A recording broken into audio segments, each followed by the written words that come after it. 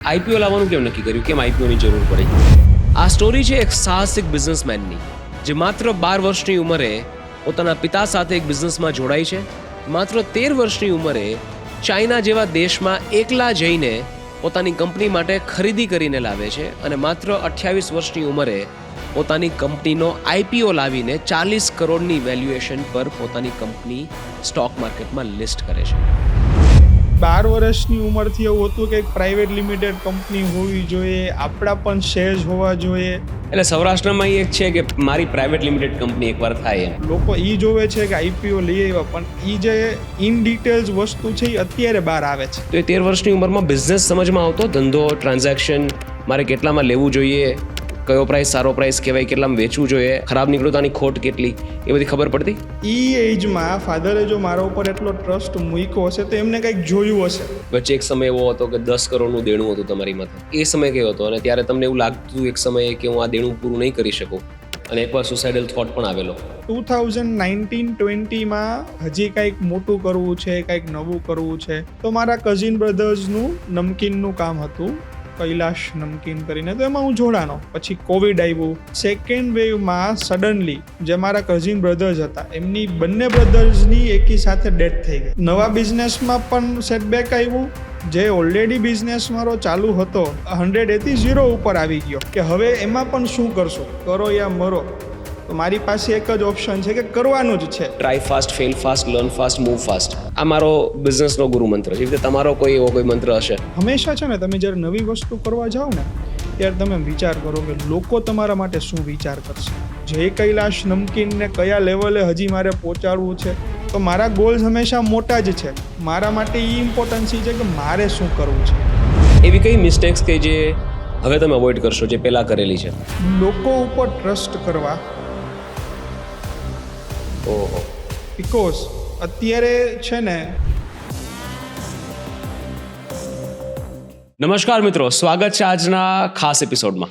મિત્રો, આ એપિસોડ આપણે જે બિઝનેસ પોડકાસ્ટની નવી સિરીઝ સ્ટાર્ટ કરી છે એના અંતર્ગત આ એપિસોડ આપણે કરી રહ્યા છીએ. આપણે પ્રફુલભાઈ હદવાનીનો પોડકાસ્ટ કર્યો, ધ ગોકુલ સ્ટોરી, અને એ પોડકાસ્ટમાં ખૂબ જ સારો રિસ્પોન્સ મળ્યો. લોકોને ખૂબ જ મજા આવી, કારણ કે એક રો સ્ટોરી હતી, અને સ્ટોરી જેટલી રો હતી એ જ પ્રમાણે પીરસાઈ પણ હતી, અને લોકોને મજા પણ આવી હતી. અને આપણે નક્કી કર્યું હતું કે હવે આપણે એવી વધારે રો સ્ટોરીઝ શોધીશું અને તમારા સુધી પહોંચાડીશું. અને ત્યાર પછી અમે સર્ચ કરવાનું શરૂ કર્યું કે એવા કેવા લોકો છે કે જેને આપણે કવર કરી શકીએ, જેને આપણે ફીચર કરી શકીએ, કે જેમની સ્ટોરીમાંથી સામાન્ય લોકો કંઈક શીખી શકે અને પ્રેરણા લઈ શકે. તો એવી એક અદ્ભુત સ્ટોરી અમને મળી છે, જેના વિશે આજે આપણે વાતો કરવાના છીએ. મિત્રો, તમે 13 વર્ષના હતા ત્યારે તમે શું કરતા હતા? 20 વર્ષના હતા ત્યારે શું કરતા હતા? 24 વર્ષના હતા ત્યારે શું કરતા હતા? અને 28 વર્ષના હતા ત્યારે તમે શું કરતા હતા? જો તમે 28 વર્ષના હોય તો. અગર હું તમને કહું કે 13 વર્ષની ઉંમરે તમારે ભારતની બહાર બીજા દેશમાં, ચાઇના જેવા દેશમાં જવાનું છે અને 1.5 કરોડની ખરીદી કરીને માલને ઇન્ડિયા સુધી પહોંચાડવાનો છે તમારા ફાધરના બિઝનેસ માટે, શું તમે કરી શકો? 13 વર્ષની ઉંમરે મોટા ભાગે છોકરાઓ હજી પોતે પોતાની જાતનું ધ્યાન રાખતા થતા હોય છે, ટીનેજ જેને આપણે કહીએ.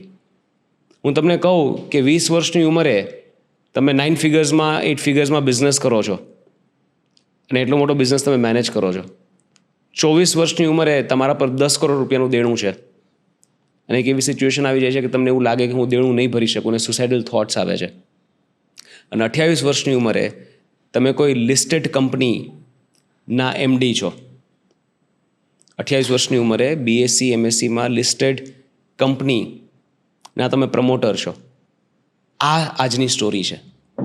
આજની સ્ટોરી છે નીલભાઈ પૂજારાની, જે જય કૈલાશ સ્નેક્સ લિમિટેડના પ્રમોટર છે, મેનેજિંગ ડિરેક્ટર છે. અને એમની સ્ટોરી ખૂબ જ નાનપણમાં શરૂ થાય છે. 12-13 વર્ષની ઉંમરે પપ્પા સાથે બિઝનેસમાં જોડાય છે, અને બિઝનેસ સાથે એટલો બધો લગાવ થઈ જાય છે કે પછી બિઝનેસ સિવાય બીજું કંઈ જ નથી દેખાતું.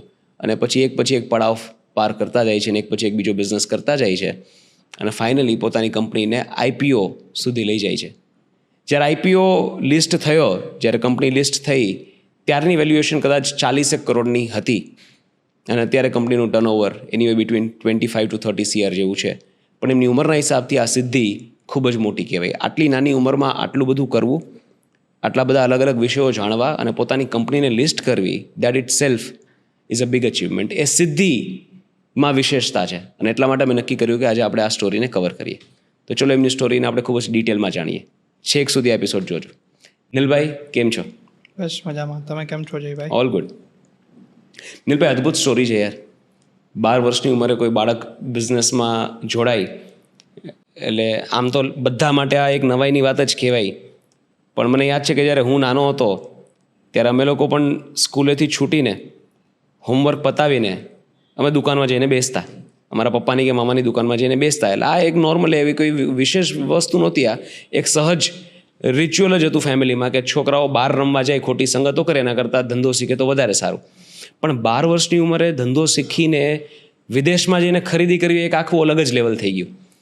તો આપણે એ જર્નીને આપણે થોડી ડિટેલમાં સમજીએ. એના પહેલાં તમે અમારી ઓડિયન્સને તમારું અત્યારનું થોડું ઇન્ટ્રોડક્શન તમે આપી દો કે અત્યારે શું બિઝનેસ કરો છો, કયા સ્કેલ પર કરો છો, અને ત્યાર પછી આપણે નાનપણથી જર્ની શરૂઆત કરીએ, જે ખૂબ જ ઇન્ટરેસ્ટિંગ પાર્ટ છે. બેઝિકલી અત્યારે મારું નામ છે નીલ પૂજારા. જય કૈલાશ નમકીન લિમિટેડનો ડિરેક્ટર છું. મારી લાઈફના જે બિઝનેસીસના તમે રૂલ્સ જોવા જાઓ તો મેં ગિફ્ટનો બિઝનેસ સ્ટાર્ટ કર્યો 2012માં. આફ્ટર અધર દેન 2019માં જય કૈલાશ નમકીનમાં હું જોડાનો. એને એક લેવલે આપણે પહોંચાડી કંપનીને, IPO સુધી લઈ આવ્યા. સો બેઝિકલી અત્યારે હું ગિફ્ટનો બિઝનેસ અને નમકીન બિઝનેસ બંને સંભાળું છું. જે અમારું હેન્ડીક્રાફ્ટનું પણ વર્ક જે છે મારા મધર ફાધર સાથે એમાં પણ હું થોડોક સપોર્ટ કરું છું. સરસ સરસ. ખૂબ સહજતાથી તમે એમ you make it sound so easy કે આ ખૂબ જ સિમ્પલ છે, હું આટલી વસ્તુઓ કરું છું, પણ જે કરો છો એ બહુ મોટી વાત છે. હવે આપણે નાનપણથી સ્ટોરીની શરૂઆત કરીએ. 12 વર્ષનો નીલ કેવો હતો અને એને શું કર્યું ચાઇના જઈને? 12 વર્ષનો નીલ હતો ને, એમાં એની પાસે છે ને એક જુસ્સો હતો કે મારે મારા ફેમિલીમાં કંઈક કરીને બતાવવું છે, કે મારે એક લેવલે પહોંચવું છે. કે નાનપણથી મને કમ્ફર્ટ ઝોન નહોતો ગમતો, મને સ્ટડીઝમાં પણ કંઈ એટલો ઇન્ટરેસ્ટ નહોતો. એક જ હતું કે મારે મારા ગોલ્સ પૂરા કરવા છે, પૈસા બનાવવા છે. મારે મારા ફાધરનો બિઝનેસ 1992થી હતો, હેન્ડીક્રાફ્ટનો, જે મારા ફાધરે એસ્ટાબ્લિશ કરેલો હતો. તો ત્યારે એવું હતું નાનપણમાં કે અમારા ઘરની સામે જ મારા ફાધરની ફેક્ટરી હતી, એક જ સ્ટ્રીટ ઉપર. તો એવું થતું કે સ્કૂલેથી આવી અને બચપનથી જ એવું હતું કે હેન્ડીક્રાફ્ટના અમારે જે લેબર્સ વગેરે જે હતા કે એની સાથે ત્યાં જવું, બધું શીખવું, સમજવું, ફાધર કેવી રીતે કામ કરે છે. તો એ એક નાનપણથી જુસ્સો પહેલેથી આવી ગયો હતો કે આપણે બિઝનેસમાં જ ઇન્વોલ્વમેન્ટ લેવું છે.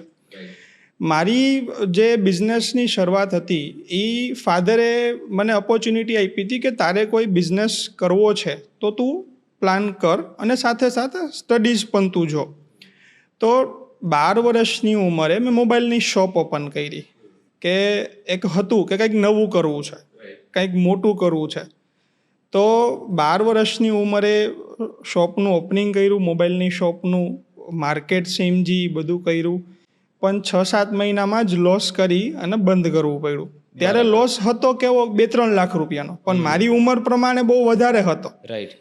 પણ ફાધરે એવું કીધું કે કોઈ વાંધો નહીં, તું આમાંથી કંઈક તને શીખવા મળ્યું છે, હવે તારે શું કરવું છે, બરોબર. તો મેં ફાધરને એવું કીધું કે તમે મને કહો કે હું કયા સ્કેલ ઉપર કંઈક વિચારું. તો મને ફાધરે એવું કીધું કે નીલ તું એક કામ કર, આપણે હેન્ડીક્રાફ્ટમાં ચાઇનાથી મટીરિયલ તો આવે જ છે, તું જા, તું જો, ત્યાં ફર અને તું મટીરિયલ ઇમ્પોર્ટ કર કે જે આપણે યુઝફુલ થાય છે. વિઝા કરાવ્યા, ટિકિટ કરાવી, બધું પ્લાન કર્યો, પણ ત્યારે સાવ ખાલી મગજ હતો. કારણ કે મારી લાઈફમાં ફર્સ્ટ ટાઈમ એકલો ચાઇના ગયો, નહીં કોઈનો ત્યાં કોન્ટેક, કોની સાથે કામ કરવું, ક્યાં શું છે. 10 દિવસ સાવ એમનેમ ફર્યો. ચાઇનામાં 10 દિવસ એમને ફર્યા? એમનેમ ફર્યો. પણ ઇમિગ્રેશનવાળા પૂછે નહીં કે આટલી નાની ઉંમરનો વ્યક્તિ અહીં આવ્યો છે શું કામ? એમાં એવું હતું, ચાઇના ત્યારે એ લેવલે એવું હતું કે ત્યારે બધા લોકોને ઓપોર્ચ્યુનિટીઝ આપતા હતા, બરોબર. કે બિઝનેસના ગ્રો માટે એ ટાઈમ એવો હતો 2005થી લઈ અને 15 સુધી એવો ટાઈમ હતો કે બહુ રેર લોકો જતા. પણ બિઝનેસની ઓપોર્ચ્યુનિટી માટે ત્યાં એવું હતું કે અહીંયા આપણે એજનું કમ્પેરિઝન થાય છે, આઉટ ઓફ કન્ટ્રીમાં કે એજનું કમ્પેરિઝન નથી થતું. બરાબર. એ ઓપન હતા બધી રીતે. એ ઓપન હતા બધી રીતે. બરાબર. ઇવન ત્યાં જે ફેક્ટરીઝ હતી કે જે પ્લાનિંગ જે જગ્યાએ હું વિઝિટ કરવા ગયો હતો ત્યાં પણ લોકો બહુ સપોર્ટિવ હતા. પણ આમાં કેવું છે જયભાઈ કે જ્યારે તમારે કંઈક કરવું જ છે ને તો તમને ઓપોર્ચ્યુનિટીઝ દેખાયા રાખે, બરોબર. કે મેં 10 દિવસ મને કાંઈ નહોતું મળ્યું તો હું મોરલ ડાઉન થયો હતો કે ભાઈ હવે અહીંયાથી ખાલી હાથે જવું પડશે, ફાધરને જવાબ દેવો પડશે કે હું કાંઈ ગોતી શક્યો નથી. પણ એમાં પણ મેં ગીવઅપ દેવાનું નહોતો પ્લાન કર્યો કે ભાઈ હું અહીંયાથી પણ કાંઈક ને કાંઈક શોધીને લઈ આવીશ. 11-12મા દિવસે મને મળી ફેક્ટરી, મેં ઓર્ડર આપ્યા, 2-3 ફેક્ટરીઝમાં ઓર્ડર્સ દીધા. ફાધરને કીધું કે મને આ રેટ્સમાં ડીલ મળે છે, આપણને આટલા પૈસાનો બેનિફિટ થશે, તો શું કરું? ફાધરે કીધું ઓકે તારો કોલ છે, તારે આગળની જર્નીમાં જો ડિસિઝન લેવાના છે તો તારે તારા બલબુદા ઉપર જ લેવાના છે, બરાબર. તો ત્યાંથી ઓર્ડર આપ્યા, ઇન્ડિયા પરત આવ્યો પાછો, કામ સ્ટાર્ટ કર્યું. કેટલાનો ઓર્ડર હતો, કેટલા રૂપિયાનો ઓર્ડર હતો? ત્યારે હતો નિયર અબાઉટ 1.5 કરોડની આજુબાજુનો ઓર્ડર. અને ફાધરે ત્યારે એવું જ કીધું હતું કે આ જે સેકન્ડ ઓપોર્ચ્યુનિટી છે, જો આમાં તું હવે કાંઈ નહીં કર તો પછી અમે જે કહેશું ને તારે કરવું પડશે બિઝનેસમાં. બરાબર. તો મારું પહેલેથી એવું હતું કે મારે મારા જ ડિસિઝન ઉપર હવે ચાલવું છે. જો તમે મને આગળ મોકલો છે, તમે મને પુશ કર્યો છે, તો હવે મારે પાછું નથી પડવું, બરોબર. તો એ ઓપોર્ચ્યુનિટી જે 1.5 કરોડની હતી ને, ફાધર એવું કીધું હતું કે આ 1.5 કરોડ જે છે એમાં તારે જે કરવાનું છે આમાં જ તારે કરવાનું છે. એ એજમાં ફાધરે જો મારા ઉપર એટલો ટ્રસ્ટ મૂક્યો હશે તો એમને કંઈક જોયું હશે. જે 12 વર્ષનો નીલ હતો કે 13 વર્ષનો જે નીલ હતો એમાં મારા ફાધરે કંઈક જોયું હશે મારામાં, તો એમને એ ટ્રસ્ટ કર્યો મારા ઉપર, બરોબર. પછી લાઈફમાં જે સેટબેક આવો, તમે 25 વર્ષે, 30 વર્ષે, 40 વર્ષે તો તમને સેટબેક આવ્યા જ હશે કોઈ પણ લોકોને. પણ જે 12-13 વર્ષની ઉંમરે તમારે 70-80 લાખનો લોસ કરો, કેવું કે કન્ટેનર્સ ચાઇનાથી આવવા માંડ્યા, અમારે ત્યાં ડિલિવરી થઈ, કન્ટેનર્સ ઓપન કર્યા પછી 2 દિવસ પછી ખબર પડે છે કે એમાંથી 60 લાખનો માલ અમારે ત્યાં ખરાબ આવ્યો છે, બરાબર. ફાધરે પાછું કીધું ધીસ ઇઝ યોર રિસ્પોન્સિબિલિટી, અમે આમાં કાંઈ નહીં કરીએ, તારે અમારી પાસેથી ફંડ જોતું હતું, અમે તને હેલ્પ કરી છે, હવે તારે આમાંથી કેમ બહાર નીકળવાનું છે તારે જોવાનું છે, એ તારી જવાબદારી છે. પાછી મારી ઉપર રિસ્પોન્સિબિલિટી આવી કે હવે એ જે 60-70 લાખનો જે માલ ખરાબ આવ્યો છે કે બગડી ગયો હતો, તો એનું હવે મારે શું કરવું, મટીરિયલ્સ, બરાબર. તો એક કેવું છે કે ત્યારે તમે થોડાક ડિસઅપોઇન્ટ થાવ કે હવે તમે શું કરશો, કારણ કે ત્યારે છે ને તમારા ઉપર બ્લેમ આવે, ફેમિલી તમને બ્લેમ કરે કે જો તું આ તારે કરવું તું, અમે તને સપોર્ટ કર્યો, તું તારી રીતે લઈ આવ્યો છો, તો એમાંથી હવે મારે બહાર નીકળવાનું હતું. જો ત્યારે એ 60 લાખના જે માલ ખરાબ આવ્યો હતો એમાં જો ગીવઅપ કર્યું હોત તો આજે આ લેવલે હું ના પહોંચ્યો હોત. સો લાઈફમાં એકેય જગ્યાએ મેં ગીવઅપ કરવાનો પ્લાન નથી જ વિચાર્યો કે આપણી પાસે એક જ વે છે, ઓલું કહેવાય ને કે કરો યા મરો, તો મારી પાસે એક જ ઓપ્શન છે કે કરવાનું જ છે. એ ડિક્શનરીમાં જ નથી ગીવઅપ ડિક્શનરીમાં છે જ નહીં, બરાબર. જો તમે જ્યારે એક એ ઓપ્શન રાખો કે ભાઈ હું ગીવઅપ કરીશ તો તમે લાઈફમાં એક સ્ટેજે પહોંચી ન શકો. એ મારું મંતવ્ય. હવે જે 13 વર્ષની ઉંમરે, એટલે હું હજી સમજવાની કોશિશ કરું છું કે 13 વર્ષની ઉંમરે બાળક આ બધા ડિસિઝન લે છે. 13 વર્ષની ઉંમરની વ્યક્તિને આપણે બાળક જ કહીએ, કારણ કે આપણે એ જ હિસાબથી 13 વર્ષના બાળકોને જોતા હોઈએ, રાઈટ. પણ ઘણા બધા લોકો એ નથી સમજી શકતા કે તમારું કન્ડિશનિંગ, તમારો ઉછેર કેવો થયો છે, કેવા વાતાવરણમાં થયો છે, તમારો ઉછેર થયો ત્યારે આજુબાજુમાં શું વાતું થાય છે, કેવો માહોલ છે, એ હિસાબથી બાળકની વિચારસરણી, બાળકની વિચાર શક્તિ, એની વાણી અને ડિસિઝન લેવાની ક્ષમતા બધું ઘડાતું હોય છે. તો એ 13 વર્ષની ઉંમરમાં બિઝનેસ સમજમાં આવતો, ધંધો, ટ્રાન્ઝેક્શન, મારે કેટલામાં લેવું જોઈએ, કયો પ્રાઇસ સારો પ્રાઇસ કહેવાય, કેટલામાં વેચવું જોઈએ, આ ખરાબ નીકળ્યું તો આની ખોટ કેટલી, એ બધી ખબર પડતી. એમાં કેવું હતું જયભાઈ કે આપણો જે પાયો મજબૂત હોય ને, ઓલું કહેવાય ને કે બિઝનેસ છે ને લોહીમાં હતો, બરાબર. અને નાની એજથી છે ને પૈસાના ટ્રાન્ઝેક્શન ફાધર કેમ કરે છે, કસ્ટમર સાથે કેવી રીતે ડીલ્સ કરે છે, કારણ કે અમારે જે હેન્ડીક્રાફ્ટનો બિઝનેસ આખા ઇન્ડિયાથી લોકો આવતા, દિલ્હીથી લોકો આવતા, બોમ્બેથી આવતા, હૈદરાબાદથી આવતા, તો એ બધાનું કેવું હતું કે ફાધરને ત્યાં વિઝિટ કરે છે, પછી ઘરે લંચ કરવા આવ્યો હોય, કાં હું ફાધરને ત્યાં ઓફિસે બેઠો હોય, તો એ જે ફાધર જે પ્રમાણે ડીલ્સ કરતા કે પૈસાના વહીવટ તમારે કેવી રીતે કરવા, તમે જ્યારે પરચેસ કરો છો તો તમે કેવી રીતે બાર્ગેનિંગ કરો છો, તમે પ્રોફિટ કરીને કસ્ટમરને કેવી રીતે વસ્તુ સેલ કરો છો, લોકો કેટલું સાચું બોલીને, જો આમાં કેવું છે કે તમે જ્યારે બિઝનેસ કરતા હોય ને ત્યારે તમારે ખોટું બોલવું જ પડતું હોય કોક ને કોક જગ્યાએ. તમારે કાંઈ વસ્તુ સેલ્સ કરવી છે તો એમાં તમારે 5 વસ્તુ ખોટી બોલશો તો જ કસ્ટમર તમારાથી એટ્રેક્શન થશે. તો એ જે ફાધરની જે સ્કિલ્સ હતી કે જે ફાધરે જે વસ્તુઓ બિઝનેસમાં હું જોતો હતો એ એટલીસ્ટ મારી જે નાની એજ 7-8 વર્ષનો હતો ને ત્યારથી હું જોતો આવતો હતો. બરાબર. ડે 1 ઉપર ફાધર મને છે ને પૈસાની આપણું પૈસા કાઉન્ટિંગ કરાવડાવતા, પૈસા કેમ ગણવા, તો કેલ્ક્યુલેટર ચલાવતા શીખ કે ભાઈ કેલ્ક્યુલેટરમાં આટલું આપણે ગુણાકાર કરવા, પ્લસ કરવું. તો એ ટાઈમે ફાધરની જે વસ્તુઓ સ્કિલ્સ હતી ને કે મારા દાદા વખતનું જે બિઝનેસનું જે હતો જુસ્સો એ એક નાની એજથી જ મારામાં આવી ગયો હતો. બરાબર. કે કોઈ પણ વસ્તુ મારા માટે શીખવી એ મને પહેલેથી એક ઓલું કહેવાય ને કે આપણને મજા જ એમાં આવતી હતી. બરાબર. કે ફાધરને જાણે કે આજનું સેલ્સ થયું છે તો આપણે રાત્રે બધા ઘરે પૈસા લઈને આવતા હોય તો કે પપ્પા કેટલાનું સેલ્સ થયું, કોણ કસ્ટમર્સ આવ્યા હતા. તો એ જે કહેવાય ને કે નાનપણથી, ઇવન મારો સન પણ છે ને તો એનામાં પણ હું મારી જ વસ્તુ જોઉં છું.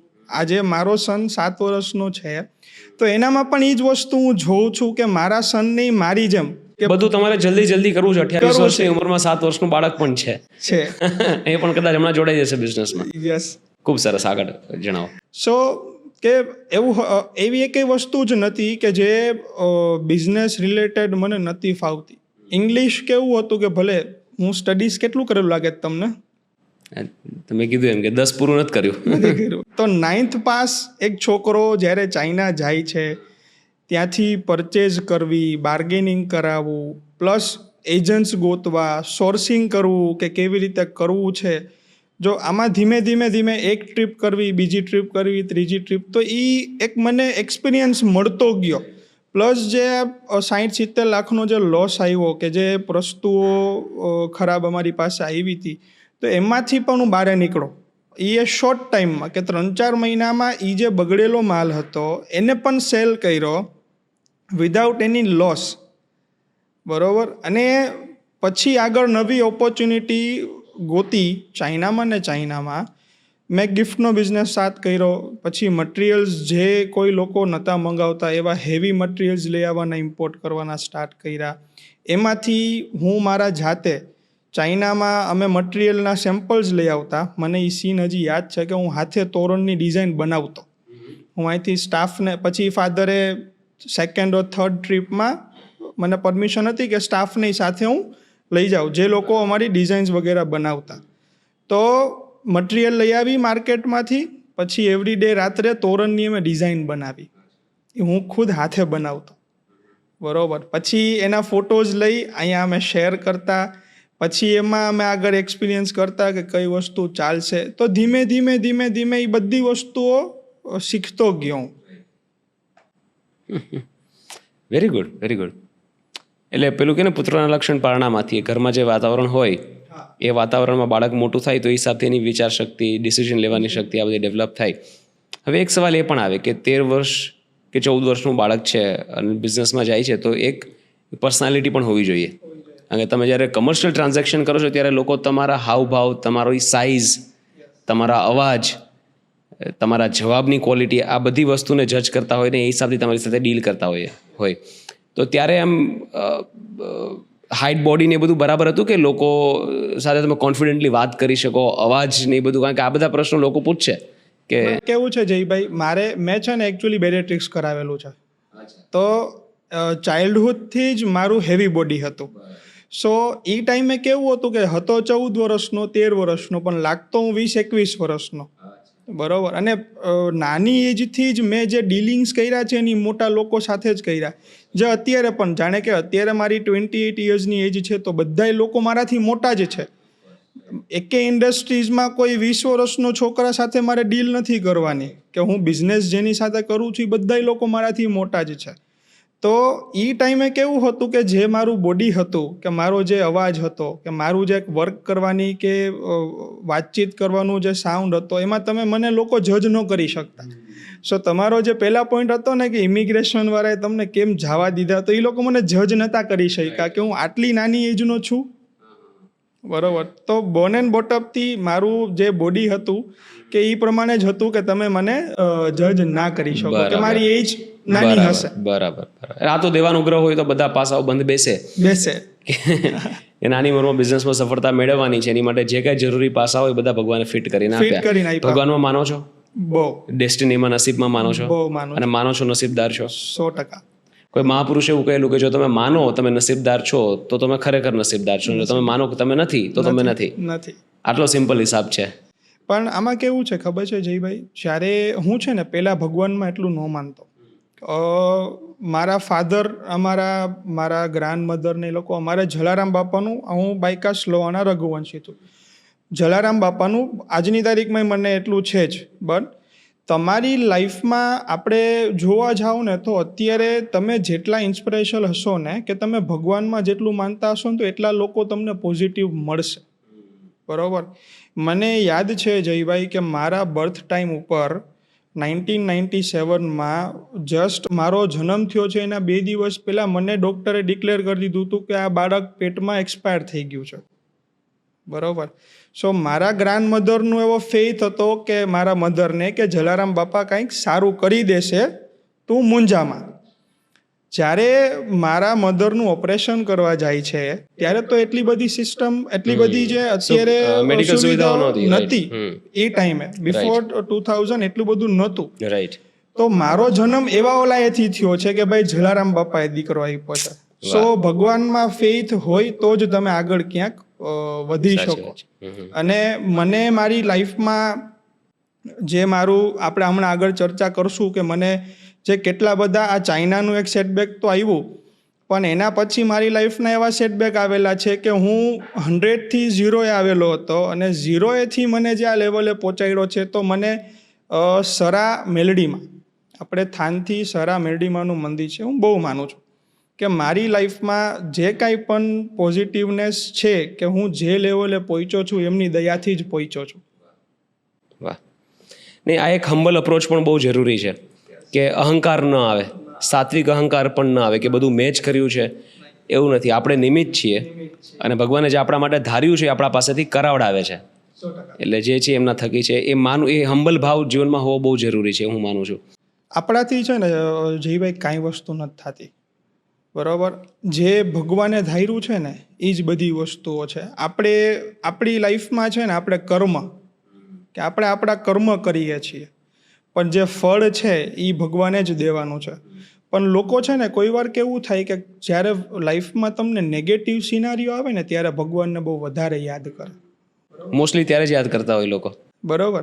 પણ એના કરતાં તમે ભગવાનને એવરીડે યાદ કરો ને. તમે હરોજ યાદ કરશો તો તમારી જિંદગીમાં ખરાબ ટાઈમ આવશે જ નહીં. તમે કરો છો ડેઈલી રિચ્યુઅલ ફોલો કરો છો? એવરી ડે રિચ્યુઅલ જે ભગવાનને આપણે જે પૂજાની એવરી ડે સવારે છે ને અડધી કલાક ફોન બંધ કરી દેવાનો.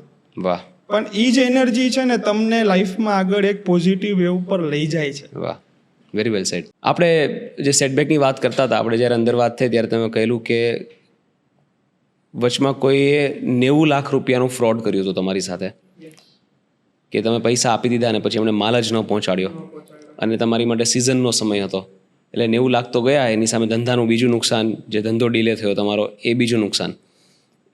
એ સેટબેકની વાત કરીએ, એ સેટબેકમાંથી કેવી રીતે પછી બહાર નીકળ્યા? 2016ની દિવાળી ટાઈમની વાત છે. જનરલી કેવું હોય કે દિવાળીની પરચેઝ આપણે 3-4 મહિના અગાઉ કરવા ચાઇના જતા હોય, એટલે એવરી ટાઈમ આપણે જોવા જાવ તો ઓક્ટોબર નવેમ્બર આજુબાજુ દિવાળી હોય. મારે પરચેસ કરવાનો ટાઈમ હતો મે ઓર જૂનમાં. હું ચાઇના ગયો, ત્યાં બધાએ ઓર્ડર્સ આપ્યા, દિવાળીની પરચેસ કરી, મટિરિયલ્સનું પરચેસ કર્યું.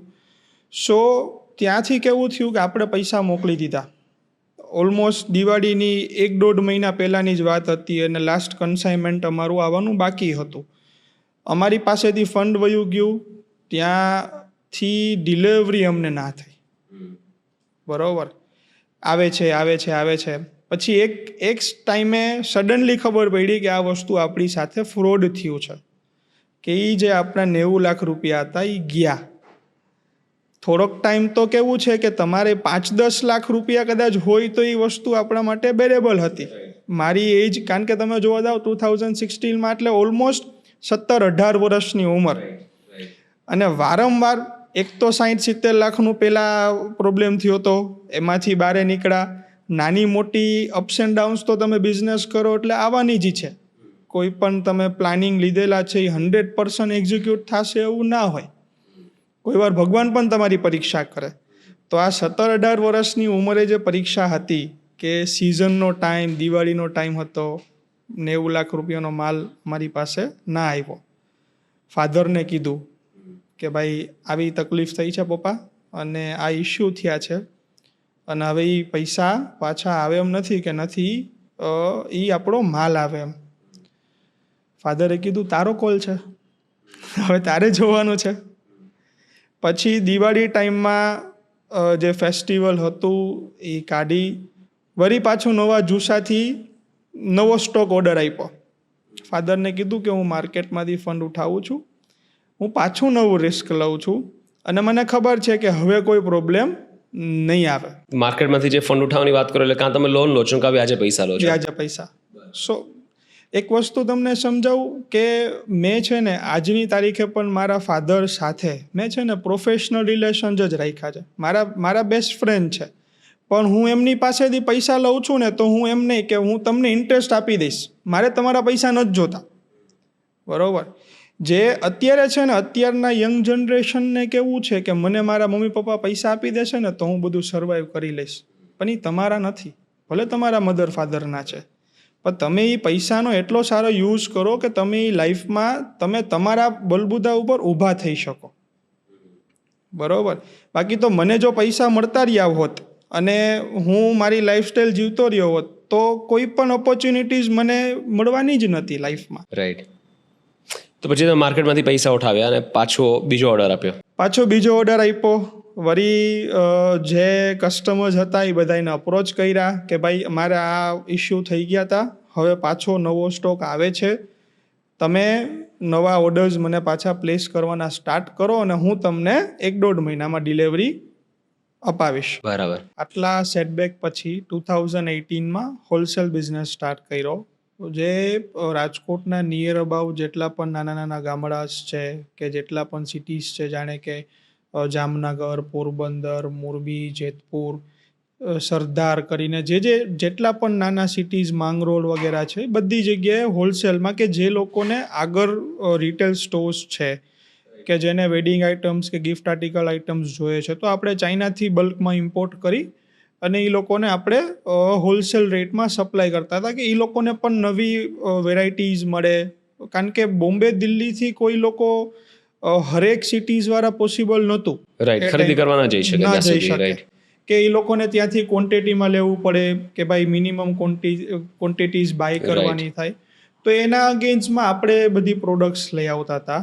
સો જે રિટેલનો કોન્સેપ્ટ હતો એ જ બધી પ્રોડક્ટ્સ આપણે હોલસેલમાં સ્ટાર્ટ કરી. કારણ કે ફાધરને તો 1992થી જે હેન્ડીક્રાફ્ટનો બિઝનેસ અમારે હતો એ બલ્કનો જ હતો, એટલે એમના અને મને કસ્ટમર્સ જે મારા ને મારા ફાધરના કસ્ટમર સેમ જ હતા, કે જેને હેન્ડીક્રાફ્ટની પણ વસ્તુઓ જોઈએ છે અને ગિફ્ટ આર્ટિકલ્સ પણ જોઈએ છે. બરાબર. કારણ કે વેડિંગ આઇટમ્સમાં કેવું હતું કે ધીમે ધીમે ગામડાઓમાંથી શું થાય કે ભાઈ લગ્ન છે તો અમારે તોરણની તો લઈએ જ છીએ, પણ હવે અમારે ઝુમર જોઈએ છે, ફ્લાવર પોટ જોઈએ છે, તો એકબીજાના દેખાદેખીમાં હવે આ બધી વસ્તુઓ કેવી છે કે વધવા માંડી. રાઈટ. સો ઈ ઓપોર્ચ્યુનિટીઝ લઈ આપણે એમાં ગિફ્ટના બિઝનેસમાં એક્સપાન્શન કર્યું, કે જે બિઝનેસ મારા ફાધર હેન્ડીક્રાફ્ટમાં કરતા હતા હોલસેલનો, એ જ સેમ બિઝનેસ ગિફ્ટ આર્ટિકલમાં આપણે હોલસેલ સ્ટાર્ટ કર્યું.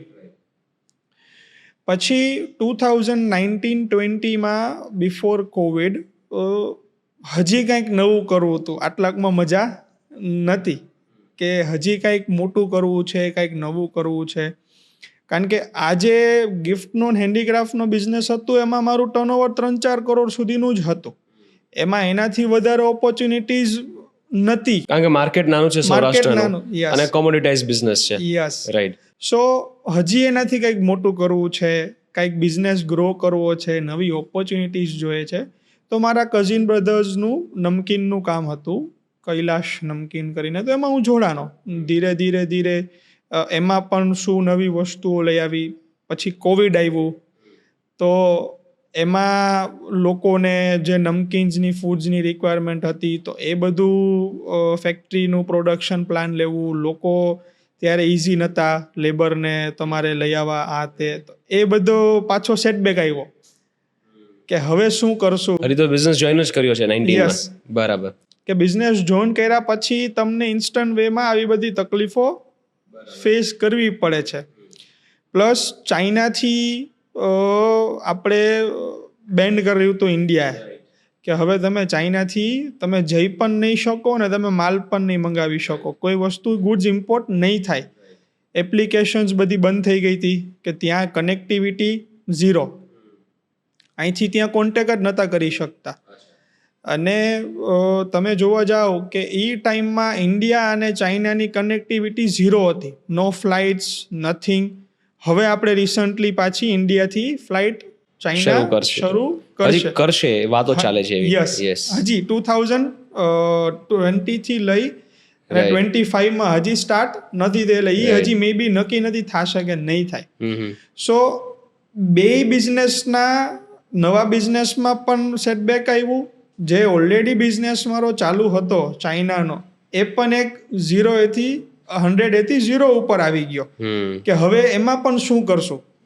કારણ કે ઇન્ડિયામાં એટલી બધી વસ્તુઓ ત્યારે એ ટાઈમે નથી બનતી. રાઈટ. હવે જે ઓપોર્ચ્યુનિટીઝ નાના નાના સિટીઝમાં જે લોકો મેન્યુફેક્ચરિંગ જે પ્લાન્સ કરેલા છે કે તમે દિલ્હીથી શોપીસીસ ઘણા વધારે બને છે, બોમ્બેમાં ઘણા બધા થાય છે, રાજકોટમાં ઘણી બધી ફેક્ટરીઝ એવી થઈ છે કે જે artefacts plus home decor products હવે બનતી થઈ આફ્ટર 2020 પછી.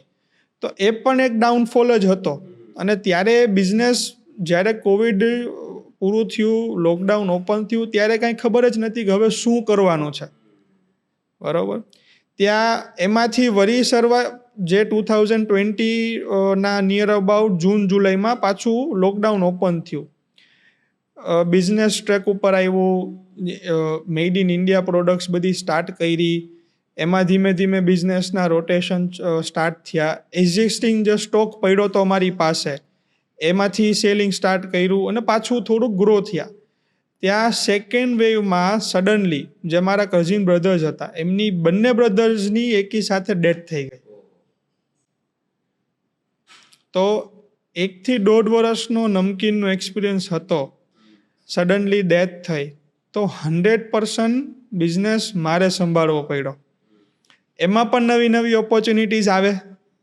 કારણ કે હજી તો ચાઇનાનું લેવલ કર્યું હતું કે ભાઈ ચાઇનાના અગેન્સ્ટમાં ઇન્ડિયાની પ્રોડક્ટ્સ આપણે સ્ટાર્ટ કરી, એમાં નવું મેન્યુફેક્ચરિંગ સ્ટાર્ટ કર્યું, તો એ હજી સરખું થયું હતું. ત્યાં આ તકલીફ આવી જે મારા હાથની વાત નથી, પણ એમાંથી પણ મારે બહાર નીકળવાનું હતું. તો 1-2 મહિના બ્રેક લીધો કે હવે શું કરશું, નવા પ્લાનિંગ્સ વિચાર્યા કે ભાઈ આગળ કઈ રીતે ચાલવું છે. પછી 2021ના જૂનમાં જે કૈલાશ નમકીન કરીને આપણે કંપની પાછી સ્ટાર્ટ કરી. એટલે પાછી સાયકલ સ્ટાર્ટ થઈ, બધી કંપનીઝના ઓર્ડર આવવા માંડ્યા, બધું પ્લાનિંગ સેટ લીધું. હવે પાછો નવો પ્રોબ્લેમ, બે જગ્યાએ ફંડ્સ મારાથી પહોંચાતું નહોતું. કારણ કે જય કૈલાશ નમકીન અને ગિફ્ટનો બિઝનેસ, બે બિઝનેસમાં મારે પૈસા લગાવવા પડે એમ જ હતા. રાઈટ. હા, માર્જિન કેટલું હોય અગર હું પૂછી શકું? જે તમારો ગિફ્ટ આર્ટિકલનો બિઝનેસ હતો એમાં શું માર્જિન હોય? ગિફ્ટ આર્ટિકલના બિઝનેસમાં તમે રિટેલ્સનું માર્જિન જોવા જાઓ ને તો 30 to 40% યા 50%. બરાબર. રિટેલ્સમાં. બરાબર. અને જે હોલસેલ બિઝનેસ છે એમાં તમે 20-25% પ્રોફિટ કરી શકો. બરાબર. પણ મેઇન થિંગ શું છે કે તમારે બલ્કમાં બધી વસ્તુઓ લઈ આવવી પડે. તમારે જે સ્ટોક તમારો હર વર્ષે જે વધે છે, વધતો જાય, એ સ્ટોકની જે અમાઉન્ટ છે, આપણે કહીએ ને બદલો, કે જે ડેડ સ્ટોક આપણો છે એ અમાઉન્ટ એવી હોય કે તમારા માર્જિન્સને કટ ઓફ કરે એક લેવલ. રાઈટ. સો હોલસેલના બિઝનેસમાં 20-25% માર્જિન હતું. બટ સેમ વસ્તુ તમે નમકીનમાં જોવા જાઓ તો નમકીનમાં તમને સેલ્સ વધારે મળે, તમને ટર્નઓવર વધારે મળે, પણ તમારા માર્જિન 10 to 15% જ, કારણ કે અચ્છા. આપણે જોબ વર્ક કરતા. બરાબર. આપણે B2C બ્રાન્ડ ત્યારે 2021માં એસ્ટાબ્લિશ નહોતું કરેલું, કારણ કે બરાબર. મારે બે બિઝનેસને ફંડમાં ડાયલ્યુટ બરાબર. કરવાના હતા. અને બંને અત્યારે તકલીફમાં હતા business. બંને બિઝનેસ તકલીફમાં હતા. બરાબર. તો એને બેયને બિઝનેસને કેમ ચલાવવા, કેવી રીતે મેનેજ કરવું, પ્લસ ત્યારે એવું હતું કે કોવિડ ટાઈમમાં તમને નવા ફંડ્સ માર્કેટમાંથી નહોતા પોસિબલ ઉપાડવા. રાઈટ. તો બધું ફ્રીઝ જ, ત્યારે તો કાંઈ પણ મળવું અઘરું હતું. બરોબર. તો બે વસ્તુ પેરેલલ ચલાવી. મારા વાઈફે મને બહુ સપોર્ટ કર્યો છે એ ટાઈમમાં કે નાનિલ, મારી પાસે આ ફંડ છે, હું તને હેલ્પ કરું છું, તું બિઝનેસમાં તારે જે કરવું છે એ તું કર. સો ઓલું કેવું છે જયભાઈ કે તમારી લાઈફમાં તમારી પાછળ કોણ કોણ છે ને એ ઇમ્પોર્ટન્સી છે. મને મારી લાઈફમાં જેમ મારા ફાધરે ડે 1થી સપોર્ટ કર્યો, એમ મારા મેરેજ પછી મારા વાઈફે અને મારા સસરાએ, મારા ફાધર ઇન લોનો પણ બહુ સપોર્ટ છે મને આ લેવલે પહોંચાડવામાં, કારણ કે એમને પણ પોતાનો બિઝનેસ ટ્રાન્સપોર્ટનો ઓલ ઓવર ઇન્ડિયામાં છે. તો એમના જે કનેક્શન્સ, એમનું મને ફાઇનાન્શિયલી સપોર્ટ કરવું કે મને એક લેવલે કે ના નીલ તારે પણ કાંઈ જરૂર હોય તો હું બેઠો છું. તો મારી પાસે એક કહેવાય ને કે જે બે સપોર્ટ મારા ફાધરનો તો હતો જ નાની એજથી, પણ જે મારે મોટું કંઈ પણ પુશઅપ જોતું હતું ત્યાં મારા ફાધર ઇન લોનો પણ મને બહુ સારો એવો સપોર્ટ મળ્યો છે આગળ. તો ફેમિલીના કારણે જ તમે આગળ વધી શકો. અને જે મારી લાઈફમાં એવો પણ ફેઝ આવેલો છે કે મારે બિઝનેસ માટે પૈસા જોતા હોય ને તો મેં ગોલ્ડ પણ રાખેલું છે, કે મેં ગોલ્ડ લોન્સ પણ લીધેલી છે. બરોબર. પણ મેઇન વસ્તુ શું છે કે તમે ક્યાંય ગીવઅપ ન કરો. બરોબર. તમારે જો તમે કમ્ફર્ટ ઝોનમાં રહ્યો ને જયભાઈ, તો કેવું છે કે તમે અંદરથી, આપણે કહીએ ને કે કમ્ફર્ટ ઝોનમાં રહેવાથી છે ને તમને આળસુ વધારે તમે બનો, તમને ઓપોર્ચ્યુનિટીઝ ન દેખાય. દેખાય તો પણ લેવાનું મન ન થાય. કમ્ફર્ટ ઝોનમાં હોય તો કે એની માટે કાંઈક એવું કરવું પડશે જે કમ્ફર્ટ ઝોનની બહાર છે તો રહેવા દો. એટલે ગ્રોથ શક્ય જ નથી ત્યાં. યસ. મારી લાઈફના એવા ઘણા બધા ડિસિઝન્સ છે કે મારે કોઈ 5 કરોડની વસ્તુ લેવી છે, પણ મારી પાસે સ્પેર ફંડ 5 લાખ પણ નથી, પણ તો પણ મેં એ ડિસિઝન 5 કરોડની ડીલ કરેલી હોય અને એ ડીલ્સ મેં પૂરી કરેલી છે. કોઈ વાર જ્યારે તમારી પાસે પૈસા નથી, ઓલું કહેવાય ને, આપણે કહેવત છે ને કે જેટલું તમારું ચાદર હોય એટલો જ તમારે પછડી જેવી સોળ તાણવાની આપણે કહેતા હોય. હા, પણ મેં મારી લાઈફમાં છે ને જે પણ ડિસિઝન્સ લીધા છે ને એ એક લેવલ કરતાં વધારે, અને એમાંથી જ હું શીખો છું કે મેં કદાચ રોંગ ડિસિઝન લીધા હશે. કોઈ પણ નીલ પૂજારા 28 વર્ષની એજનો છે, આ લેવલે પહોંચ્યો છે, પણ લોકો એ જોવે છે કે આઈપીઓ લઈ આવ્યા, પણ એ જે ઇન ડિટેલ્સ વસ્તુ છે એ અત્યારે બહાર આવે છે. રાઈટ. એવું પણ આપણે વાત થઈ હતી નીલભાઈ વચ્ચે કે વચ્ચે એક સમય એવો હતો કે 10 કરોડનું દેણું હતું તમારી માથે. એ સમય કયો હતો અને ત્યારે તમને એવું લાગતું એક સમયે કે હું આ દેણું પૂરું નહીં કરી શકું, અને એકવાર સુસાઇડલ થોટ પણ આવેલો, એ સમય વિશે વાત કરો.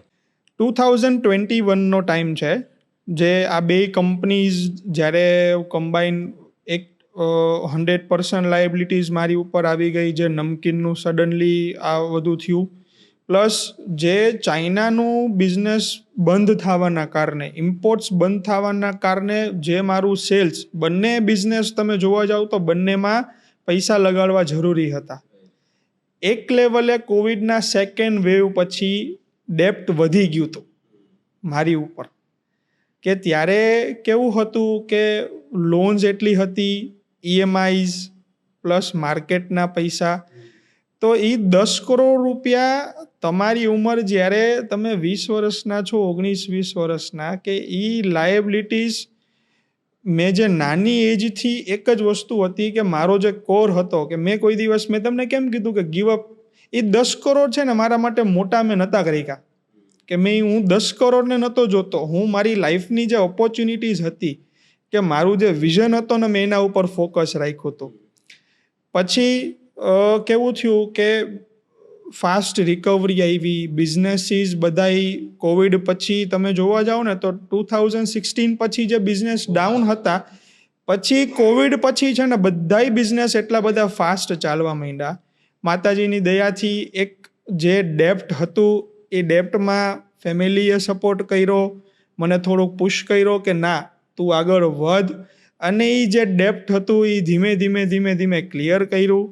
આફ્ટર અધર દેન પછી આપણે જય કૈલાશ નમકીનને ડેવલપમેન્ટમાં જે B2C પ્રોડક્ટ હતી પેકેજિંગ સ્ટાર્ટ કર્યા. આપણે અત્યારે આઉટલેટ્સ ઓપન કરીએ છીએ જય કૈલાશ નમકીનના.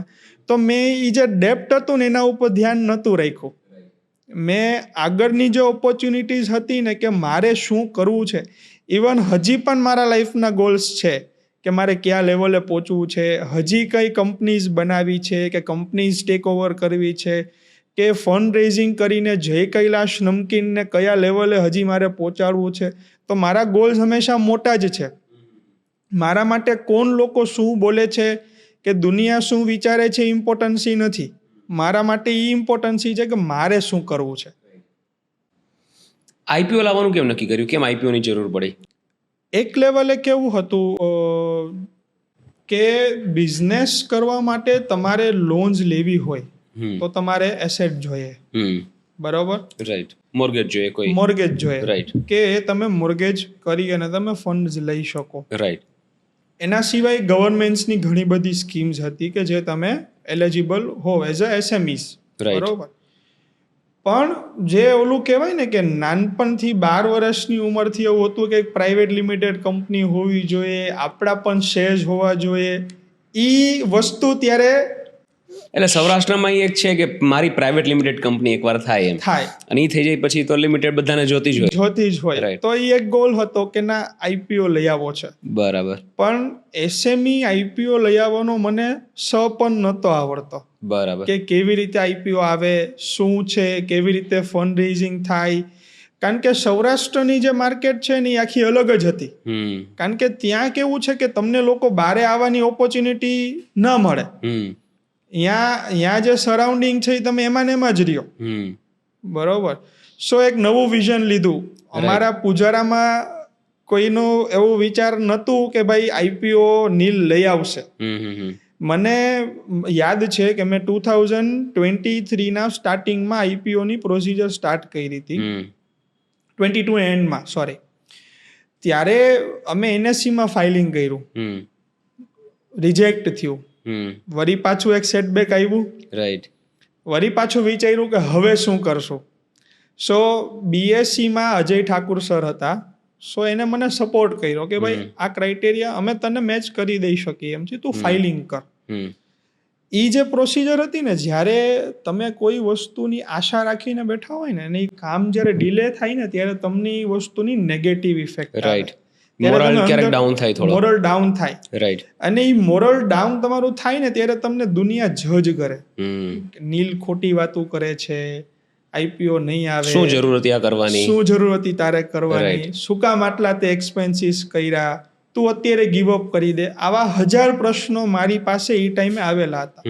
પણ મેં છે ને મારા ગોલ ઉપર જ ફોકસ રાખ્યો હતો કે મારે IPO ગમે તેમ લઈ આવો છે, બરોબર? મને મારા ઇન્ટરવ્યૂઝ જ્યારે તમે લઈ આવો છો તો સ્ટોક એક્સચેન્જ તમને ઇન્ટરવ્યૂઝ લે, તમને પૂછે કે તમારી નાની એજમાં તમે આ શું કર્યું, કેવી રીતે તમે આ લેવલે પહોંચ્યા, કે તમને, કારણ કે એ લોકોને પણ અપ્રુવલ્સ દેવાને છે, એની પણ રિસ્પોન્સિબિલિટી છે મને અપ્રુવલ દેવું, રાઈટ, રાઈટ, બરોબર? કે એક 27 વર્ષનો છોકરો જો IPO માટે એઝ અ ચેરમેન તરીકે અપ્રોચ કરે છે કે એ લોકો ઉપર જવાબદારી ઘણી બધી છે કે આ ઈઝી નથી. Right, right. અને જયભાઈ, હું એક વસ્તુ કહું, મેં મારી લાઈફમાં છે ને એ જે ટાઈમ રહ્યો ને જ્યારે મારે અપ્રુવલ નહોતું આવ્યું ત્યારે છે ને હું લોકોને, આપણે કહેવાય ને ઉગ્રતા, એક આપણને ગુસ્સો આવે જ્યારે લોકો આપણને જજ કરે ને, ત્યારે હું બધાને કહેતો કે હું તમને પૈસા આપું, તમે ખાલી એકવાર ટ્રાય તો કરો કે કેમ IPO આવે છે. તમે ખાલી એક 10 લાખની લોન લેવા જાઓ છો તો કેટલી પ્રોસિજર હોય છે, રાઈટ, દુનિયાભરના પેપર્સ હોય, બરાબર, રિક્વાયર્ડ. અને જ્યારે તમે IPO લઈ આવો છો, જે પબ્લિકનું ફંડ તમે યુઝ કરવાના છો, તમે કંપનીને એક્સપાન્શન કરો છો, અને ત્યારે તમને દુનિયા જજ કરે તો તમે શું કહો? એ પહેલા એવો વિચાર તો કરો કે મારે મારી કંપની લિસ્ટ કરવી છે. ત્યાં સુધી પહોંચો એકાદી વાર ટ્રાય કરો, પછી તમે જજ કરો કે તમે કેટલું કરી શક્યા અને હું કેટલું કરી શકું છું. એટલે આ જજમેન્ટની તો વસ્તુ એવી છે, જેને નથી કર્યું ને એ જ લોકો તમને જજ કરશે. જેમને કર્યું છે ને કાં સપોર્ટ કરશે ને કાં શીખામણ આપશે કે ભાઈ આમ નહીં ને આમ કર. જજ કરવાવાળા કોણ છે? જે નથી કરી શક્યા, મોટાભાગે એ જ લોકો જજ કરતા હોય છે. પણ યંગ એન્ટરપ્રિન્યોર તરીકે એક વસ્તુ હું તમને સમજાવું કે કોઈ પણ એજ છે ને મેટર નથી કરતી. તમે ઇનકેસ અત્યારે કદાચ 15 વર્ષના પણ હો તો તમે એક નવી ઓપોર્ચ્યુનિટીઝ, ભલે તમારે સ્ટડીઝમાં ઇન્ટરેસ્ટ છે, તમે સ્ટડીઝ કરો, પણ તમે નવી ઓપોર્ચ્યુનિટીઝ લઈ આવો. આપણે ઓયોના ફાઉન્ડર જે છે રીતેશ અગ્રવાલ, તો એને પણ લાઈફની કેમ એક નાની એજથી એક મોટા લેવલે પહોંચ્યા છે. તો મને પણ ખબર છે કે મારું 5 વર્ષ પછીનું વિઝન ક્યાં હશે, કે અત્યારે હું ક્યાં છું, 5 વર્ષ પછી મારે કયા લેવલે શું છે વિઝન? 5 વર્ષ પછી ક્યાં પહોંચવું છે?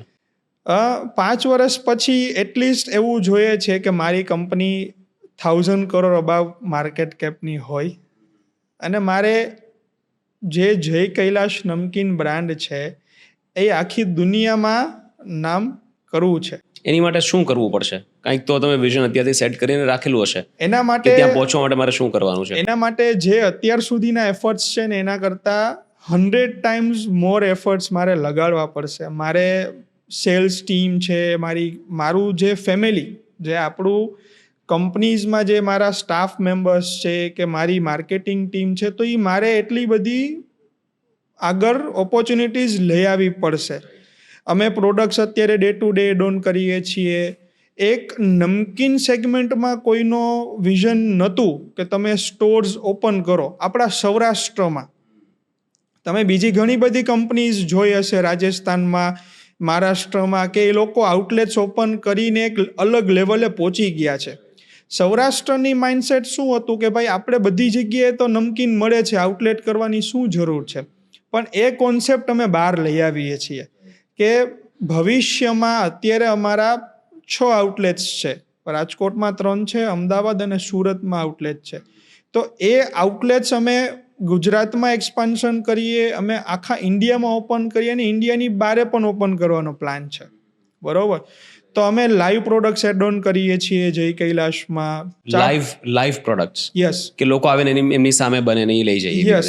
એમાં મેઇન આપણી જે સૌરાષ્ટ્રની જે પ્રોડક્ટ્સ છે, તમને ગાંઠિયા જલેબી છે, આપણા ખમણ ઢોકળા છે, આપણા થેપલા છે, તો એની હજી ડિમાન્ડ એટલી બધી બહારના લોકોને છે કે તમે હવે અમદાવાદ જુઓ, સુરત જુઓ કે મહારાષ્ટ્રમાં મુંબઈ જાઓ, તો ત્યાં આપણા જે ગુજરાતી લોકો છે એ લોકો અપ્રોચ કરે છે આ બધી વસ્તુઓ માટે. તો એ એક કોન્સેપ્ટ લઈ અને આગળના વિઝન લઈને કે કંપનીના મેક્સિમમ અમે આઉટલેટ્સ ઓપન કરીએ, પ્રોડક્ટ્સ એડ ઓન કરતા જઈએ. તો એ એક વિઝન મારું છે કે મારે આ લેવલે કંપનીને પહોંચાડવી છે. બરાબર. એટલે રાઈટ ટીમ ઊભી કરવી પડશે તમારે એના માટે. નવા પ્રોડક્ટ્સ એડ ઓન કરવા પડશે. થોડું મોટું વિચારીને ગુજરાતની બહાર, સૌરાષ્ટ્રની બહાર અને પછી ઇવેન્ચ્યુઅલી ગુજરાતની બહાર પણ જવાનું વિચારવું પડશે. માર્કેટિંગમાં ઇન્વેસ્ટ કરવું પડશે તમારે, અગ્રેસિવલી માર્કેટિંગ કરવું પડશે.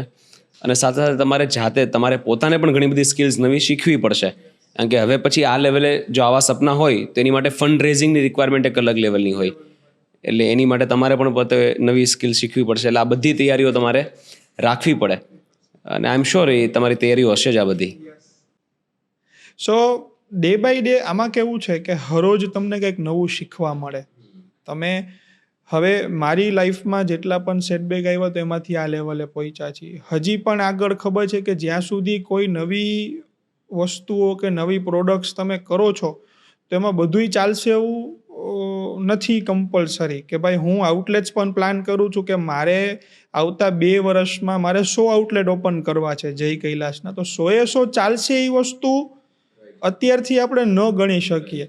જ્યારે તમે હેરાન ક્યારે થાવ છો કે તમારું માઇન્ડસેટ એવું હોય, આપણે કહીએ ને કે ના હું જ કહું છું એ સાચું, કે 100 વસ્તુ ચાલશે, આ તે.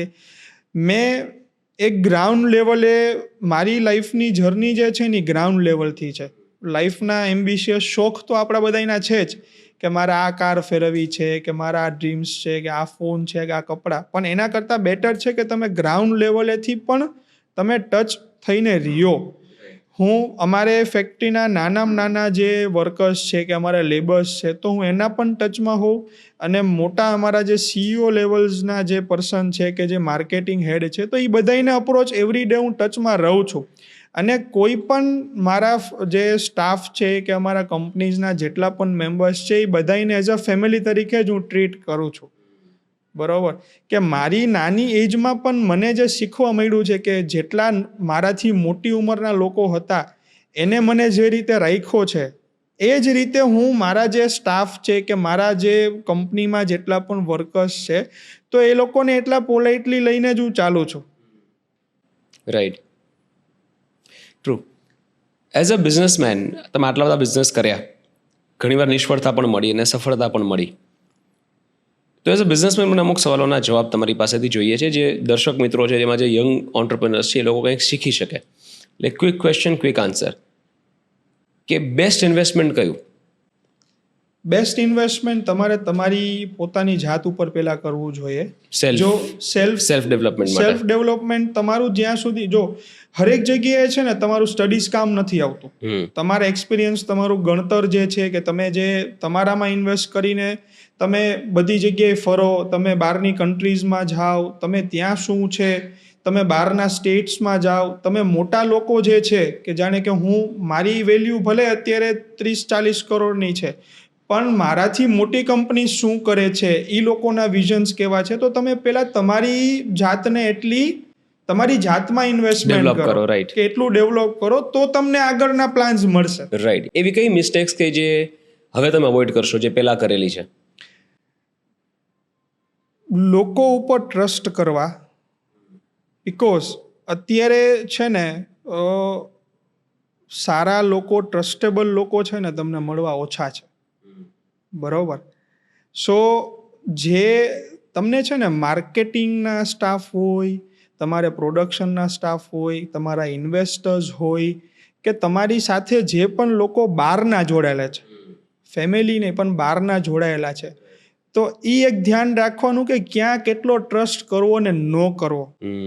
Very important. અને નિયત કરતાં પણ આપણે યુઝ્યુઅલી જ્યારે ટ્રસ્ટની વાત કરીએ એટલે આપણે પૈસાના હિસાબથી વિચારતા હોઈએ કે આપણે કોઈના હાથમાં કંઈ આપીએ કે કોઈને આપણે પૈસા આપીએ તો કેટલા ટ્રસ્ટવર્ધી માણસ છે, કે મારું કામ થશે કે નહીં, કે મને મારો માલ મળશે કે નહીં, કે પૈસા પાછા મળશે કે નહીં. પણ હવે તો એવું થઈ ગયું છે કે કામ થશે કે નહીં એ વસ્તુમાં પણ ટ્રસ્ટ ડેફિસિટ છે. કે મેં કોઈ વ્યક્તિને કોઈ કામ સોંપ્યું છે, એ કામ મારે જેવી રીતે જોઈએ છે એ માત્રામાં, એ ક્વોલિટીનું થશે કે નહીં, એ પણ ટ્રસ્ટ ડેફિસિટ હવે વધી ગયું છે. એટલે ટ્રસ્ટ તો એકદમ ચકાસીને કરવો જોઈએ. Very well said. ત્રીજી કોઈ વસ્તુ કે જે બિઝનેસનો બેઝિક મંત્ર હોય, જે રીતે for example if you ask me, તો મારો મંત્ર એ છે કે try fast, fail fast, learn fast, move fast. તો બધું ફાસ્ટ કરો, કે ફટાફટ ટ્રાયલ કરી લો, તમને ખબર છે ચાલે છે નથી ચાલતું, ઇનસાઇટ્સ લઈ લો, કંઈ બીજું ટ્રાય કરો, ત્રીજું ટ્રાય કરો, બટ ડોન્ટ વેઇટ. આ મારો બિઝનેસનો ગુરુ મંત્ર છે. એવી રીતે તમારો કોઈ એવો કોઈ મંત્ર હશે કે જે રોજિંદા જીવનમાં ઇમ્પ્લિમેન્ટ કરતા હોય? મારી લાઈફમાં છે ને જયભાઈ, મેં એક વસ્તુ ઇમ્પોર્ટન્સી રાખી છે કે જે હંમેશા છે ને તમે જ્યારે નવી વસ્તુ કરવા જાઓ ને ત્યારે તમે વિચાર કરો કે લોકો તમારા માટે શું વિચાર કરશે, દુનિયા તમારા માટે શું વિચાર કરશે. બરાબર. એમાં જે તમારા તફાવત રહે ને, જો તમે કેમ કીધું કે ભાઈ હું બધી વસ્તુ ફાસ્ટ કરવાનો, કે મારો આ પ્લાન છે, આ વસ્તુ કરવી છે, કે હું આમ કરું છું, પણ તમે એ જ વસ્તુ જો કોઈના ડિપેન્ડેડ ઉપર રહ્યા હોત તો તમે ન કરી શક્યા હોત. મૂવ જ ના થાય, કોઈના ઓપિનિયન પર તમે ડિપેન્ડ કરો તો કરી જ ન શકો. તમે શું કર્યું, તમે તમારા ઓન ઉપર ડિસિઝન્સ લીધા, તમે દુનિયાનું નથી જોયું. સો મારો એક જ ગોલ છે, જો એક તો છે ને હંમેશા તમારે પૈસા કે ઇમ્પોર્ટન્ટ નથી, તમે તમારામાં એટલા સ્ટ્રોંગ હશો ને તો પૈસા તમને ગમે ત્યાંથી તમારી પાસે આવશે. પણ મેઇન એ જ વસ્તુ છે કે તમે દુનિયા શું કહે છે એની ભૂલી જાઓ. તમારે શું કરવું છે ને, તમારો શું વિઝન છે ને, એ એક મારો મેઇન એક પોઈન્ટ છે કે આપણે શું કરવું છે. મેં સૌજી કાકાનું ઇન્ટરવ્યૂ કરેલું, મારું લગભગ 3જું કે 4થું પોડકાસ્ટ હતું, અને ત્યારે મેં એમને આ સવાલ પૂછેલો અને એમનો એક્ઝેક્ટલી આ જ આન્સર હતો કે કોઈ શું વિચારે છે એ હું નથી વિચારતો, મારે જે ડિસિઝન લેવું છે એ હું લઉં છું, એટલે કોઈ શું વિચારે છે તમે ભૂલી જાઓ. અને એ બહુ જરૂરી છે, કારણ કે બિઝનેસ એના એક સેપરેટ એન્વાયરમેન્ટમાં ચાલતો હોય, અને ત્યાં કેવું છે, નંબર્સ ડોન્ટ લાય, બહુ પ્રેક્ટિકલ વસ્તુ છે. બિઝનેસ ડઝ નોટ કેર તમારી પર્સનલ લાઈફમાં શું ચાલે છે, તમારા માસા માસી કાકા કાકી શું વિચારે છે, તમારા પડોશીઓ શું વિચારે, એને કોઈ ફરક નથી પડતો. એ એના હિસાબથી એની ગતિએ ચાલશે ને એના અવરોધો એના હિસાબથી એને ટકરાવાના જ છે. હવે તમે તમારી જે પર્સનલ લાઈફ છે અને તમે જે વિચારોનું ક્લાઉડ બનાવેલું છે કે હું આ ડિસિઝન લઈશ, હું આ કરીશ તો કોઈ મારા વિશે શું વિચારશે, એનાથી તમે બિઝનેસને જો તમે ચલાવો તો એવો મોટો વિરોધાભાસ છે કે તમે એને ચલાવી જ નહીં શકો. એ હોવો જ ન જોઈએ. બિઝનેસને તમારે અલગથી એક સેપરેટ માઇન્ડસેટ તમારે આપવું પડે. પૈસા સાથેની રિલેશનશિપ કેવી છે અત્યારે? પૈસા વાપરવામાં કેટલા ઉદાર કે કેટલા કંજૂસ છો? બધાનું અલગ અલગ હોય. આમાં મારું કહેવું છે કે જો એક વસ્તુ તમને સમજાવું, આપણે જે કંઈ પણ મહેનત કરીએ છીએ કે આપણે જે કંઈ પણ અર્નિંગ કરીએ છીએ કેના માટે કરીએ છીએ? આપણે આપણા માટે ને આપણા ફેમિલીઝ માટે, બરાબર. હું એના સિવાય કે જે નાના લોકો છે કે જેને પૈસાની નીડ છે, કે કોઈ સ્કૂલ ફીઝ નથી ભરી શકતું, કે કોઈને એવરી ડે અમારે ત્યાં નમકીન બિઝનેસ આપણે જઈ કૈલાશ છે તો એવરી ડે એટલા ફૂડના પેકેટ્સ અમે ફ્રીમાં ઘણી બધી જગ્યાએ હર મહિને મોકલાવી છે કે લોકોને ખાવાનું મળે, કે લોકો કંઈ ખાઈ શકે. હું મારા શોખ તો પૂરા કરું જ છું. જો મને મારી લાઈફમાં જ્યારે 2012માં નાનો હતો ત્યારથી મને કારનો બહુ શોખ હતો. તો અત્યારે એક લેવલે જો તમે તમારા માટે પૈસા તમે નહીં વાપરો, તમે જો કંજૂસ થશો તો એ પૈસા ઉપર ભેગા નથી આવવાના, બરાબર. તમે તમારા ફેમિલી માટે વાપરો, તમારા ચિલ્ડ્રન્સને શું શોખ છે તમે એ પૂરા કરો, તમારા વાઈફને શું ઈચ્છા છે તમે એ પૂરા કરો. પૈસા કોઈ વાર બચાવીને છે ને ઉપર ભેગા નથી આવવાના. તો મારો ગોલ એ જ છે કે હું સેવિંગ્સ કરતાં છે ને હું વધારે ઇન્વેસ્ટમેન્ટમાં, કે ભાઈ આપણી પાસે, હું ઘરે કોઈ દિવસ પૈસા નથી લઈ જતો, કે હું કોઈ દિવસ છે ને બેંક બેલેન્સ નથી રાખતો કે ના આપણી પાસે અત્યારે આટલા.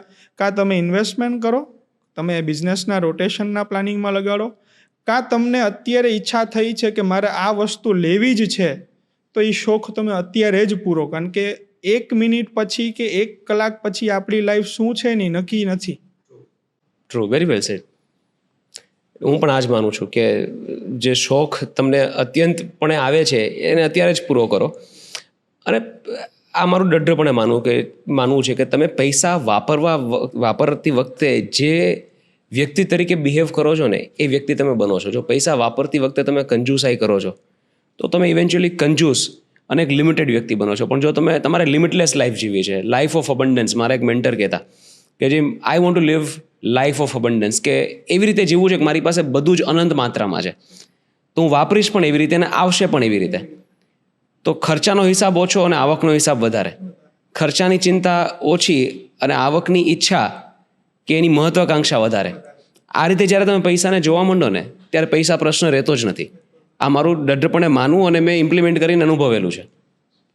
બીજી એક વાત મને મારા મેન્ટર કહેતા કે તમારે કેવી વ્યક્તિ બનવું છે, તમારે આજથી 5 વર્ષ પછી 10 વર્ષ પછી કેવી વ્યક્તિ બનવું છે. હવે એ તમે કેવી રીતે બનો, એ વ્યક્તિની જેમ તમે ડિસિઝન લઈને બની શકો. તો એ વ્યક્તિ આ સિચ્યુએશનમાં, અત્યારે હાલના જીવનમાં કોઈ સિચ્યુએશન છે તો એ વ્યક્તિ અત્યારની સિચ્યુએશનમાં કેવો ડિસિઝન લેશે? એ ડરીને ડિસિઝન લેશે, બોલ્ડલી ડિસિઝન લેશે, કંજૂસની જેમ ડિસિઝન લેશે કે દિલદાર માણસની જેમ ડિસિઝન લેશે? હવે તમારે મારે જે વ્યક્તિ બનવું છે એ ચોથાવાળો જ ઓપ્શન ચૂઝ કરશે. તો એવી રીતે હમણાં ડિસિઝન લઈ લો તો તમે ધીરે ધીરે જાતે એ વ્યક્તિ બની જશો. બધી વસ્તુમાં કેવું છે જયભાઈ, એક વસ્તુ તમને સમજાવું કે અત્યારે જે પ્રમાણેની લાઈફને સ્ટ્રક્ચર છે ને એમાં કેવું થાય કે તમારે કદાચ કોઈનામાં ચેન્જીસ લઈ આવવા છે ને તો પહેલાં તમારામાં લઈ આવવા પડશે. જેમ આપણે શીખવાનું કહીએ છીએ એમ મારે કોઈનામાં કાંઈ ચેન્જીસ લઈ આવવા છે ને તો પહેલાં મારામાં ચેન્જ લઈ આવવા પડશે. આપણે લર્નિંગ તો કરવાના જ છીએ, નવા લોકો પાસેથી આપણે શીખીએ છીએ કે આપણે તમારી ને મારી લાઈફમાં ક્યાંય એવો ગોલ હશે કે ભાઈ મારા આ વ્યક્તિ જેવું બનવું છે. જેમ તમે કીધું કે ભાઈ કોઈ વ્યક્તિના આપણે જે પ્લાનિંગ્સ કે ભાઈ એ આવી સિચ્યુએશન્સમાં હોય તો કેવી રીતે. તમે આનું આપણે જ એક્ઝામ્પલ લઈએ આપણી લાઈફમાં કે ઇલોન મસ્ક હતા. જે ઇલોન મસ્ક છે એમને એક લાઈફમાં સ્ટેજ એવો આવ્યો હતો કે એ બેન કરન્સી જાહેર કરવાના હતા અને 100 કોઈ જગ્યાએથી એમની પાસે ફંડ આવ્યું તો અત્યારે કયા લેવલે છે, બરોબર. એને ગીવઅપ નથી કર્યું એની લાઈફમાં. એને આટલા બધા સેટબેક આવ્યા, આટલા એને લોન્ચીસ કર્યા, એરક્રાફ્ટ જે એમના જે હતું એ સ્પેસએક્સના ફર્સ્ટ 4 થી 5 પ્રયોગો એબ્સોલ્યુટ ફેલિયર રહ્યા. અને એના કારણે જ બેંકરપ્સી આવે એમ હતી. આવામાંથી પણ પછી બેંકરપ્સી આવતા પહેલાનો જસ્ટ જે પ્રોજેક્ટ હતો હા એ એમનું લોન્ચ સક્સેસફુલ થઈ ગયું, પછી નાસાનો પ્રોજેક્ટ એમને મળે છે. લાઈફમાં છે ને આપણે કોઈ દિવસ આપણે પોતાને પણ હું છું ને તો હું કોઈ દિવસ એવું ન વિચારું કે આજે મારો આ ડિસિઝન છે એ ફાઇનલ છે. તમને નવી ઓપોર્ચ્યુનિટીઝ હરેક સમયે મળવાની છે અને એક ઓપોર્ચ્યુનિટીઝ તમને લાઈફમાં કઈ જગ્યાએ ક્લિક કરી જાય ને આપણને ખબર નથી. એટલે આ વાત બહુ જરૂરી છે. ફ્લેક્સિબલ રિજિડિટી ન હોવી જોઈએ યાર બિઝનેસમાં. બિઝનેસ જે હિસાબથી રિસ્પોન્ડ કરે એ હિસાબથી તમારે રિસ્પોન્ડ કરવું જોઈએ. બિઝનેસ સાથે તમે ઈગો કે જીદ ન કરી ન શકો. કરી શકો. માર્કેટ છે, માર્કેટ પણ એના હિસાબથી જ તમે ઓપરેટ ખુદની કરે. સાથે કરી શકો. ખુદની સાથે કરી શકો. તમે બિઝનેસ સાથે ન કરી બિઝનેસ શકો. એ જે રીતે રિસ્પોન્ડ કરી રીતે તમારે રિસ્પોન્ડ કરવું પડે. કોઈ યંગ વ્યક્તિ અત્યારે આ પોડકાસ્ટ જોવે છે અને 17-18 વર્ષની ઉંમર છે અને બિઝનેસ સ્ટાર્ટ કરવાનું વિચારે છે, તો તમારા હિસાબથી 3 ગુરુ મંત્ર જે તમે આપી શકો અત્યાર સુધીની જર્નીમાંથી કે શું કરવું જોઈએ અને શું ન કરવું જોઈએ, તો તમે શું કહેશો? જો એક તો છે ને મેઇન કેવું છે કે અત્યારે જે યંગ જનરેશન જે મને નથી ગમતું એ કયું છે કે લોકો છે ને ઓનલાઈન ગેમલિંગમાં પૈસા બહુ હારે છે. બરાબર, એના કરતાં બેટર છે કે તમે તમારા પેરેન્ટ્સ પાસેથી એટલા પૈસા લઈને તમે કોઈ બિઝનેસની શરૂઆત કરો. તમે નાનકડી કોઈ રેકડી સ્ટાર્ટ કરો કે કોઈ કાર્ટ તમે હાયર કરો રેન્ટ ઉપર, તમે બિઝનેસ એક એસ્ટાબ્લિશ કરો.